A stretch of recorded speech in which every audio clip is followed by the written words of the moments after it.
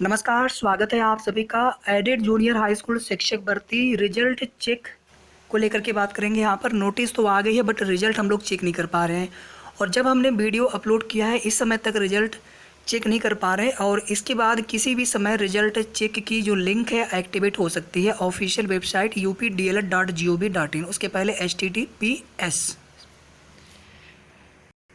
जब भी कोई लिंक ओपन करें तो https मतलब सिक्योर उसके साथ ही ओपन करें। और वीडियो को आप सभी प्लीज़ लाइक शेयर ज़रूर कर दीजिएगा और साथ ही साथ अगर आप चैनल में नए हो या फिर आपने अभी तक चैनल को सब्सक्राइब ना किया हो तो प्लीज़ चैनल सब्सक्राइब करके रखें। जो भी सही और ऑथेंटिक जानकारी होगी आप सभी को हमारे चैनल के माध्यम से मिलती रहेगी। रिजल्ट में जो जितने लोगों का OMR चेक हुआ है आप देखेंगे उसमें भी कुछ संख्या बढ़ी है, प्रधानाध्यापक में भी सहायक अध्यापक में।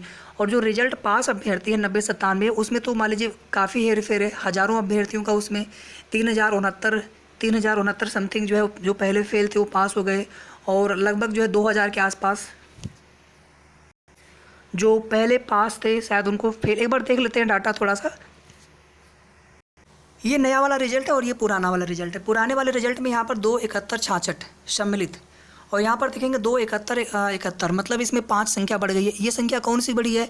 या तो ये हो सकता है कि जिनका किसी का आप देखेंगे invalid series invalid subject double गोला वाला भी मामला कोर्ट में है और ऑफलाइन का तो मान लीजिए इसमें है ही नहीं, ऑफलाइन वाला भी मामला है। तो आखिर ये संख्या बढ़ी कैसे यहाँ पर?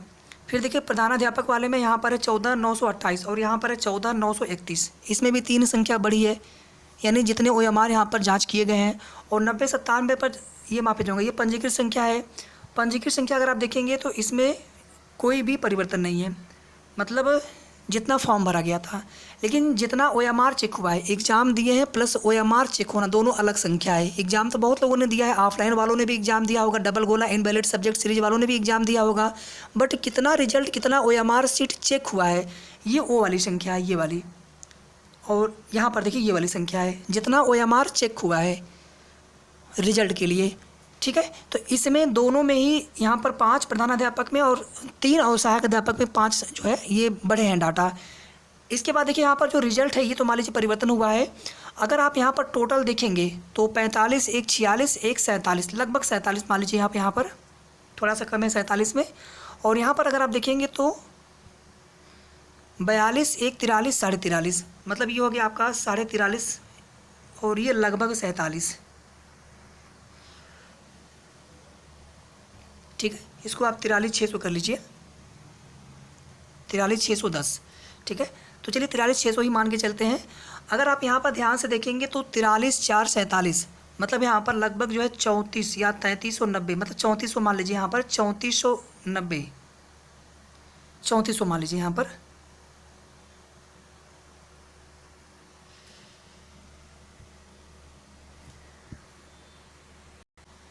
ये ऐसे अभ्यर्थी हैं जो कि इसमें कम हुए हैं। इतने अभ्यर्थी मतलब यहाँ पर कम हुए हैं और कुछ अभ्यर्थी बढ़े भी हैं। मतलब इसमें से कुछ अभ्यर्थी जो पहले पास रहे होंगे वो फेल हो गए हैं और कुछ अभ्यर्थी जो पहले फेल थे वो पास हुए हैं। अब यहाँ पर देख लीजिए पूरा, यहाँ पर हमने एनालिसिस कर पूरा डाटा हमने निकाल दिया है। यहाँ पर अगर ध्यान से देखेंगे तो ये पहले पूरे पास अभ्यर्थी हो गए, प्रधानाध्यापक सहायक अध्यापक मिला करके ये अब जो है टोटल संख्या है। और यहाँ पर 3,369 ये संख्या कम हो गई है। लेकिन इसमें सवाल ये होता है कि कुछ तो आपने जो OMR सीट में जांच करनी थी वो संख्या भी बढ़ाई है। जैसे यहाँ पर 5 और इसमें 3, 8 लोग यहाँ पर बढ़े हैं। फिर ये 8 लोग कौन है? यहाँ पर ये 8 OMR कैसे और अधिक जांची गई? और जब 8 OMR और अधिक जांची गई है तो फिर इतने ही लोग फेल कैसे यहाँ पर हुए? और इसके बाद क्या ऐसा नहीं हुआ होगा कि जो पहले से पास रहे हों वो फेल हुए हैं? तो क्या पहले से जो फेल हुए हैं वो पास नहीं हुए हैं? क्योंकि जो पहले फेल थे ये पास टू फेल है। जो पहले फेल थे वे लोग पास होने के लिए या फिर उनके नंबर बढ़ें यही शिकायत तो लेकर के गए थे। तो क्या कुछ अभ्यर्थी जो पहले फेल रहे होंगे वो पास नहीं हुए होंगे? बिल्कुल ऑब्वियस ही बात है। कुछ अभ्यर्थियों के नंबर बढ़े होंगे, जिनके नंबर कम हुए होंगे पहले के रिजल्ट में रिवाइज आंसर की से मिलान करने के बाद से, तो उनके नंबर बढ़े होंगे और कुछ अभ्यर्थी पास भी हो गए होंगे इसी में। तो 100% यहाँ पर है कि कुछ अभ्यर्थी जो पहले फेल थे अब पास भी होंगे। ये संख्या यहाँ पर 8 बढ़ी है। तो फिर यहाँ पर ये कैसे पता चला कि 3,369 अभ्यर्थी जो पहले फेल थे पास हुए हैं? ये जो टोटल आंकड़ा है ये कैसे यहाँ पर समझ में आ पाएगा? यानी फिर कितने अभ्यर्थी पास हुए हैं फिर वो आंकड़ा कैसे निकलेगा? इसका मतलब यही होगा कि मान लीजिए सपोज दैट, मान लीजिए 2000 अभ्यर्थी अगर जो पहले फेल थे वो पास हुए होंगे, इसका मतलब है कि इसमें 2000 और जोड़ दीजिए 3369 में, मतलब उतने अभ्यर्थी इसका मतलब फेल किए गए हैं। उम्मीद करता हूँ आपको समझ में आ गया होगा ये चीज़ें। जैसे मान लीजिए यहाँ पर टोटल संख्या कितनी है, अब 43,610 है, तो इसमें जो पहले फेल थे पास हुए होंगे, जो पहले पास थे फेल हुए होंगे, वो सब डाटा प्लस माइनस करने के बाद ये संख्या आई होगी। अब मान लीजिए इसमें जो है पहले जो फेल थे, मान लीजिए 2000 अभ्यर्थी पहले फेल थे, वो पास हो गए होंगे, तो वो संख्या इसमें जुड़ी होगी ना 43,000 में। तो इसका मतलब कि वो संख्या भी इसमें से माइनस करिए और फिर जो मिल बचेगा फिर उसको इसमें से माइनस करिए, मतलब लगभग 5000 के आसपास भी आंकड़ा हो सकता है।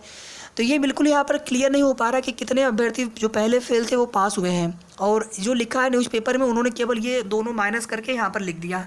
देखिए ये पूरी तरह से ये भ्रामक डाटा है, इतना कैसे होगा। आप लोग समझ गए होंगे पूरी चीज़ यहाँ पर। बाकी अगर आपको यहाँ पर कुछ समझ में आए तो आप लोग भी कमेंट करके ज़रूर बताइए। ये ऑफिशियल वेबसाइट है, ये पहला पेज यहाँ पर है, मतलब स्लाइड करेंगे तो ये नीचे ये आ जाएगा। और यहाँ पर अगर आप देखेंगे तो यहाँ पर अभी जूनियर एडिट का एक फ्लैश लिंक आ जाना चाहिए, और आवश्यक नहीं कि यहाँ पर लिंक आए ही। और यहाँ पर जो है क्लिक करने पर, और यहाँ पर भी क्लिक करने पर अभी कुछ ओपन नहीं हो रहा है, नॉट शेड्यूल्ड लिखा हुआ आ रहा है, तो अभी हम लोग रिजल्ट अपना चेक नहीं कर पा रहे हैं।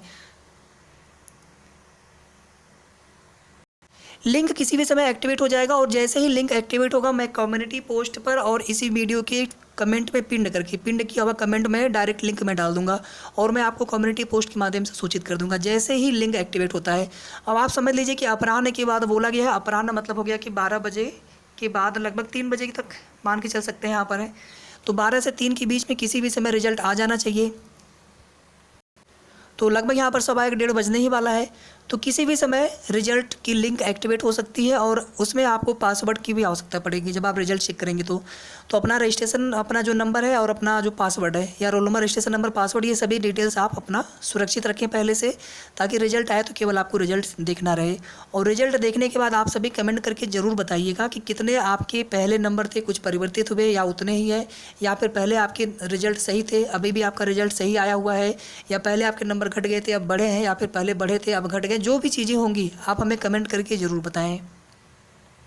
और अब जो है यहाँ पर भर्ती शासनादेश के लिए हम लोग वेट कर रहे हैं। बाकी भर्ती शासनादेश जितनी जल्दी आ जाए उतना अच्छा होगा, क्योंकि फिर इसमें जो अभ्यर्थी फेल हुए हैं अब उसमें यही तो नहीं पता चल पा रहा है कि क्या वे सभी लोगों के नंबर बढ़े हुए थे और उनके नंबर अब सही, मतलब उनका रिजल्ट सही किया गया है, इस वजह से फेल हुए हैं। अब ये तो हमें आपको पता नहीं है, ये तो पीएनपी महोदय ही बता सकते हैं। तो फिर भर्ती में कोई नया विवाद ना हो, बस यही यहाँ पर उम्मीद करते हैं। और जितनी जल्दी भर्ती प्रक्रिया यहाँ पर प्रोसेस यहाँ पर आगे बढ़ेगा उतनी जल्दी भर्ती जितनी जल्दी कंप्लीट हो जाए उतना अच्छा होगा,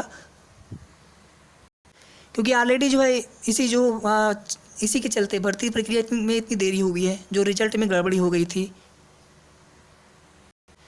तो जैसे ही रिजल्ट का लिंक एक्टिवेट होगा हम आपको तुरंत सूचित करेंगे। धन्यवाद। वीडियो को आप लोग प्लीज़ लाइक शेयर ज़रूर कर दिया करें।